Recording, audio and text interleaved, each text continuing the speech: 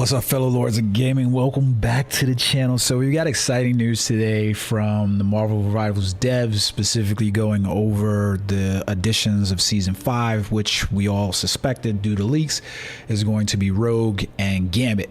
I think the shock is that Gambit is actually going to be joining in as a strategist. And from all looks, as thick as Rogue is looking inside some of the trailer pieces, she looks like she's probably going to be a Vanguard, which I'm thinking a lot of people are going to be happy about. Because A, we have too many damn duelists. We don't need any more duelists in the game at this point. We need to shore up some of the strategists and the Vanguards. They're also going to be making some changes to some of the Vanguards as well to beef them up. But let's jump in, take a look at this, because I think a lot of this is going to be good information. Pretty excited for a lot of it anyways. So whole lot to talk about there, guys. Whole lot. So first up, let's take a look at the Love is in the Air season trailer that they basically have for this. It's a really I think the trailer looks a whole lot like I think the trailer looks a whole lot like when Sue and Reed joined the game. She manages to keep me grounded. She's my whole world. You know how troubled his past is. It looks like that's her and Emma.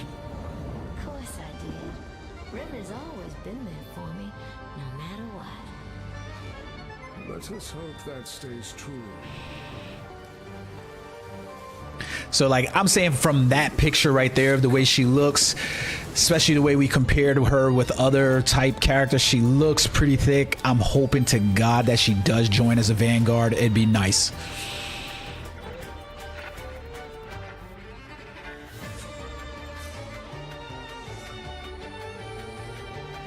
And then we get like this image of Cyclops. So maybe we're gonna get Cyclops in season 5 as well. That'd be nice to see. But yeah, good looking character models. Like I like it. Overall really good there. So November 14th. So that's like 3 days away at this point. So Thursday. Now let's take a look at the reveal that they have for Gambit, which is going to be his kit that we got inside here. I'm really excited about this kit in here overall. Make way for the King of Teams.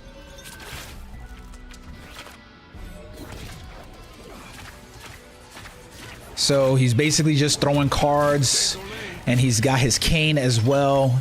His cane looks like it's going to be his attack ability, while his cards look like they're going to be attack and heal.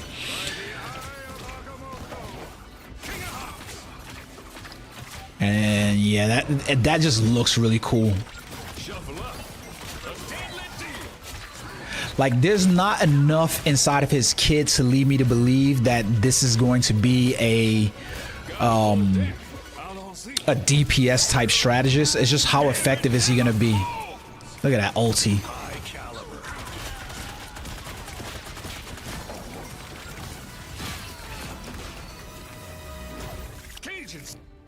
Like that just looks cool. Like I mean, everything about this dude is just ripe with things that people just wanted. You know what I mean? Like Gambit, he is not going to take a whole lot to sell this character. Let's just be real honest. It's not going to take a whole lot. They can't screw this up. They legitimately cannot screw Gambit up other than just introduce him, make him fun to play. People are going to enjoy him. So I'm looking forward to this character overall. We'll see where it goes from here. We didn't get a reveal yet for Rogue, but obviously she's going to be joining in here soon. And then I want to jump in and give a little breakdown on this new season 5 dev live stream that they did. So this is a little bit of a long one. Main takeaways from the dev live stream: essentially, we've got some new costumes that are coming for the anniversary. We got some upgrades to some of the Vanguards to change how they work. We've got a new mode where it's going to be large scale PvP, 18 on 18s. Looks pretty good. So let's take a look at this. Mr. and Mrs. X, Gambit and Rogue, after the time string entanglement interrupted their dream wedding. To make up for the disruption, Gambit has planned a honeymoon full of surprises for Rogue. But when their journey leads to a world built by the elders of the universe, can their love survive the ultimate cosmic test. For Season 5, Gambit joins Marvel Rivals. Gambit is a master strategist, blending kinetic energy control with his iconic playing cards, agile movement, and expert combat skills to create a unique play style. In battle, he can combine his Colombian-enhanced cards to unlock kinetic shifting to heal allies, cleanse negative effects, or deal damage, knocking back enemies, and applying anti-heat. So I think this is the key part right here that they're talking about with him that's going to make me believe like he has a strategist, is because one of the big complaints about being a strategist is when you're on the back line, you don't really have a way to deal with a lot of sustained DPS that from the dive characters back there. His ability to basically deal damage, knock back enemies, and apply anti-heals while your team is basically able to help. What I'm hoping that we don't get from him because of the way they're talking about is this third-party healer like we got with Loki, like we got with what's his name? God dang it, Ultron, where it's really Adam Warlock, where you like Adam Warlock's probably going to be the best example, where you get a third-party healer that's really not a primary healer that we can really just say like two healers basically going in, because we've seen this already with Ultron and we've seen it with Loki. We've seen it with these. You basically end up either choosing a role where you're going to be DPS or you're going to be healer, but you can't be both. When teammates need help or foes rush in, Gambit can channel energy into his staff, using nimble movement and martial arts to take down threats. When activating his ultimate ability, Gambit launches kinetic charged aces at all nearby allies, supercharging their jump abilities and adding explosive power. This sounds more like Mantis in terms of how they're popping off on that one. So like his ultimate's less of a ultimate heal so much as is a buff, which does fit in. Will catch in the all-new Grand Garden map, promising epic kills and unforgettable fun. This mode goes live after the update on November 27th. We hope you enjoy it. We are also adding so that's absolutely insane that we're gonna get this stadium mode where we get 18 on 18 battles, and it's just gonna be players free falling basically inside this game mode. I'm dying to see what November 27th has for this. This is good. And then they talk here about the placement systems, and this is just chef's kiss. Starting in Season 5, with more details coming soon from Zhiyu.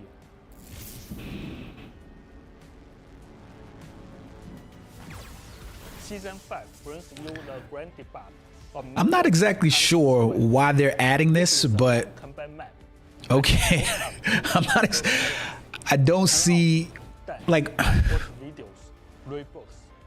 why are we adding this in here? Like, I get that you want like this party community and this PvE, which I don't necessarily mind, but why are we doing that? We wanted to give everyone a dedicated space for socializing, relaxing, and sharing cool moments outside of battle.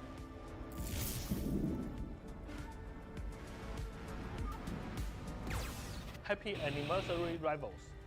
Season 5 marks the first anniversary of Marvel Rivals, a milestone for us and for all of you. Huge milestone as we move into December for the game to make it a year. And it's still holding strong, being competitive.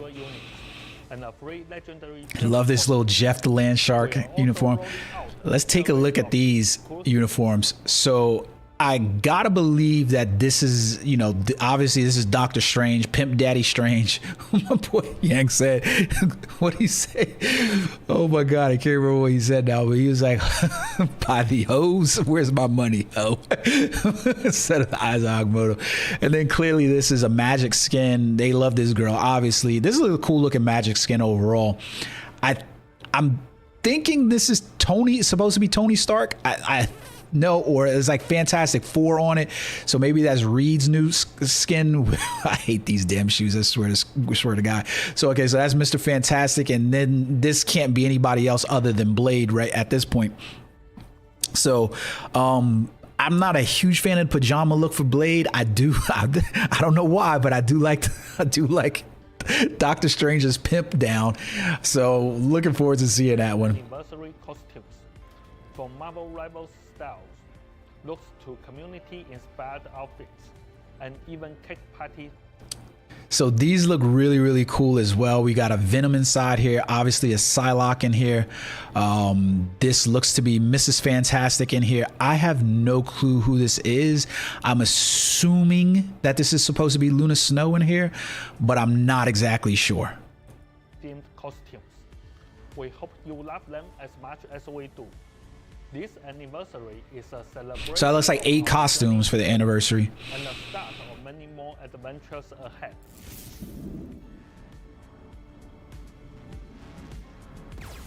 Season 5 also launches our cross-platform progression feature. Huge thanks to everyone who tested this in Season 4.5. Your feedback has helped us make Marvel Rivals better than ever.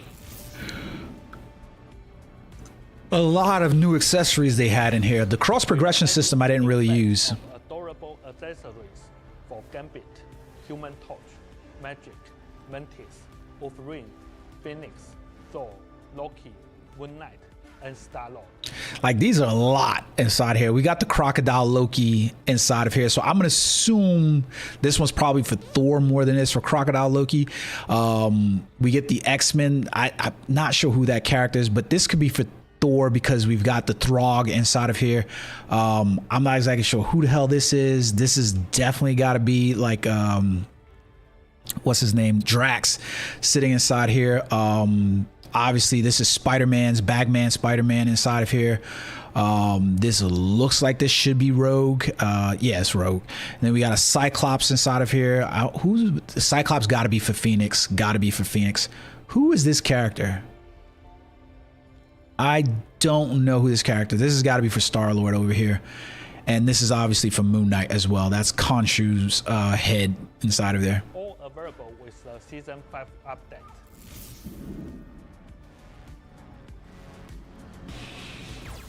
Season 5 rotates in 10 new costumes and MVPs for verified college student players. If you are in college, make sure to verify with your school email and claim these awesome perks.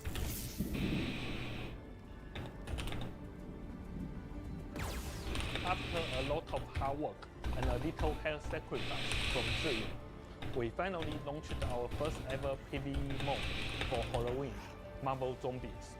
This was a huge challenge, especially with only 6 months of development. We pushed limits with over 200 zombies on screen and supercharged our heroes for an over-the-top superhero experience. This presented enormous challenges both technically and in terms of gameplay design. I love this mode. I really don't want them to take it away in December. Only 5 playable heroes. Like, it's such fun. I really feel like instead of us getting this whole new map that's non-PvP and just people hanging out, they should just leave this mode in and just, you know, improve upon it over the years. But it's also nice to have something and, you know, have a little bit less. So we'll see. It will take time, but next year, expect much more from us in this brand. Because I get it. We, you know, if we get it now and then Halloween comes around next year, we probably won't like it. At some point, people will get bored with it, but man, that was such a good mode to me. Had me feeling really good about Marvel Rivals up until we had the release. Back again. Time really flies. Halloween is already behind us. And I hope you all found your own happiness, both in the game and out in the real world. The brand new Season 5 is just around the corner. And it's a big one for us because, with your support, Marvel Rivals is celebrating its first anniversary. As Guang Guang mentioned earlier, we've prepared tons of new content, and we can't wait for you to experience it all. Now, let me walk you through what's changing with I'm really looking forward to some of these team up abilities and adjustments as well. The team up ability that I'm most excited for obviously is going to be Gambit and Magneto, so we'll look at that one. Classic team up abilities like Magneto's metallic fusion. So in Season 5, we are bringing some back in new forms. We are also exploring ways to give a certain role more possibilities through team-ups.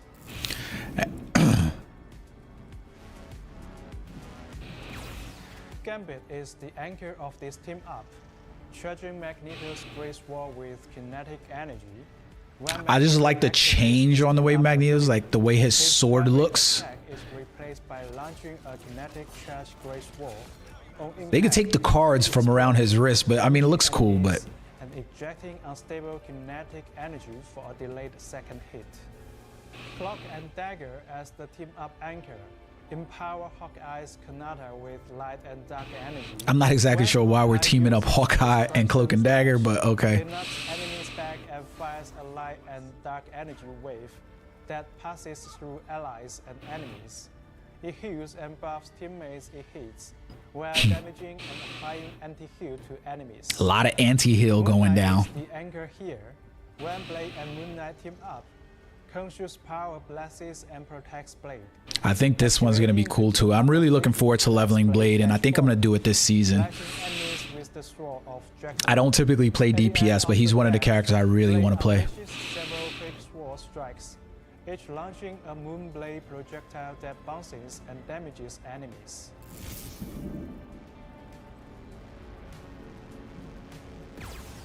Lunar Force and Operation Microchip are being retired. There's a lot of ones to be retired. Mental projection, and Hawkeye is out of Chilling Assault. Primal Flame is seeing the addition of Black Widow. Black Widow getting added to that one didn't make a whole lot of sense to me at all, but okay. Regular and Phoenix bullets in combat.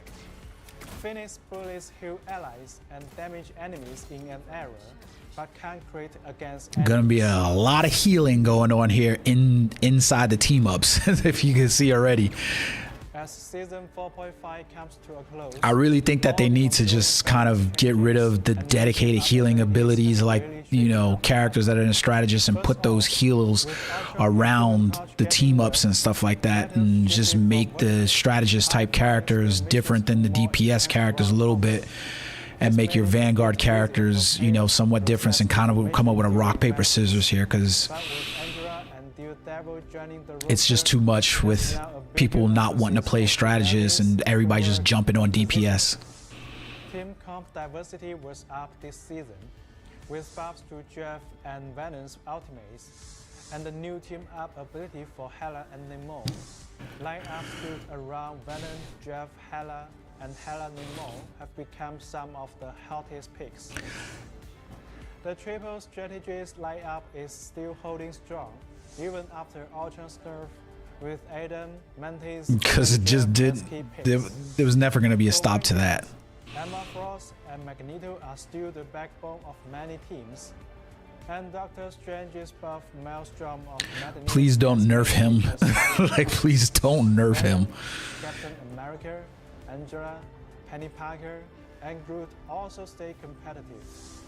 Among theorists, I thought Angela did a lot for switching up things with characters, choosing flight-based characters like Iron Man and Ultron.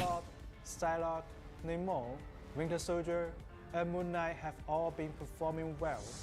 The new hero Daredevil, along with Iron Fist and Magic, have also stood out this season. Yeah, obviously. With heroes taking a backseat, theorist picks were more varied and flexible than ever. And for strategists, Jeff, Invisible Woman, and Mantis continue to shine, whether it's Jeff providing flanking pressure and support, or Invisible Woman and Mantis. I like Jeff. Jeff stood out a lot this season. Playing a bigger role in breaking through enemies' lines and helping their teams succeed. So I think like the balance that they had there with some of the characters was really, really important for this season, because it was getting very stale in terms of just seeing everybody pick DPS and having DPS dive, which is still really good. We will be giving most vanguards a boost in team utility, making their roles more balanced and versatile. This includes upgrades for heroes like The Thing, Hawk, Penny Parker, I'm dying to see what they're doing to change all of these characters. He talks about what they're going to do with Captain America. Like, this makes them a lot better on the battlefield, so people want to choose them. Think about that one alone. Penny Parker's webs, being able to heal everybody, standing in the webs. The ban rate on him is about to be up. So they will be getting buffs this season. I didn't really think that these characters were. Spider-Man's combos will feel smoother and more consistent. Spider-Man and don't need the buff. To keep him competitive within his role. They should have never nerfed Loki. Will see their survivability slightly improve. They can take like 2 hits in the backfield. That's it. That was it. Like you couldn't really hit those motherfuckers too bad. We will also be releasing the Season 4.5 Hero Pick and Win Race very soon. I don't know that these rank system optimizations really made a whole lot of sense, in my opinion. They affect such a small minority of the game. The thing that needs to be addressed is still not being talked about being addressed, and that's the the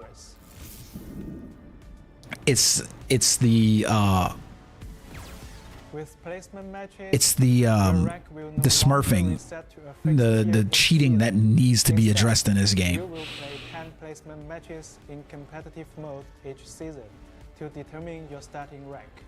When participating in the placement matches, you will be assigned an initial rank based on a conversion of your rank at the conclusion of the previous season. Since Season 5.0 marks the transition to this new system, your initial rank for placements will be determined by taking into account your highest rank from Season 0 to 3 and your final rank from Season 4.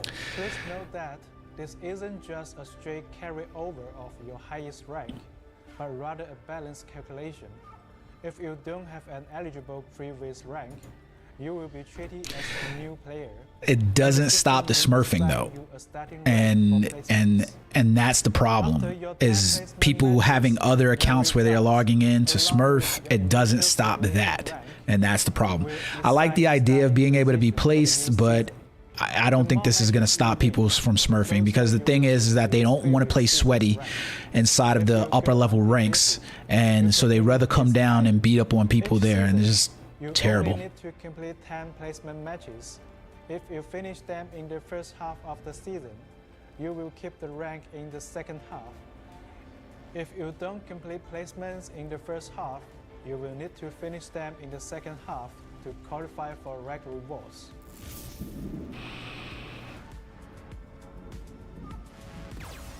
We've made improvements to team queue size.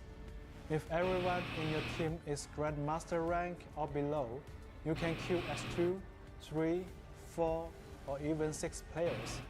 However, if anyone in your team is Celestial, Eternity, or top 500, your team size will be kept at 2 players.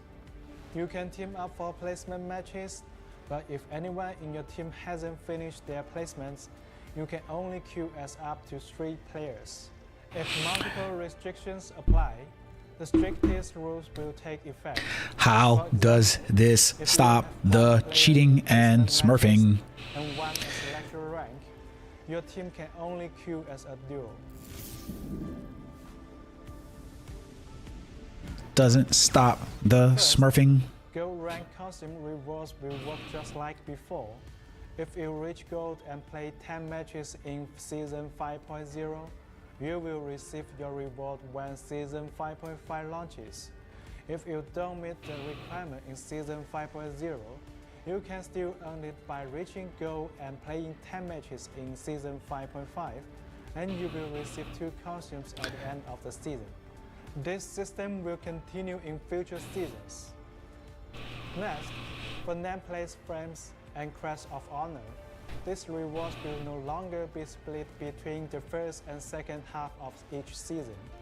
Instead, there will be just one set of rewards for the entire Season 5. Okay. Distributed after Season 5.5 ends. as long Why? as you meet the rank and match requirements. I guess that makes sense if you're making the changements with placement mats and you're trying to make it so that way one season is a complete season.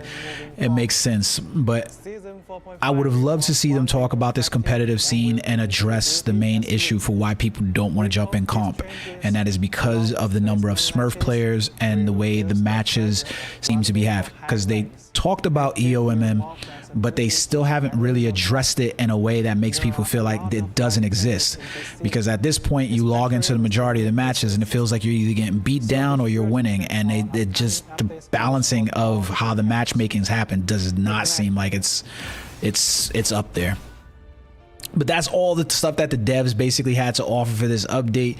Let me know what you guys think about this in the comment section below. Until next time, guys, peace.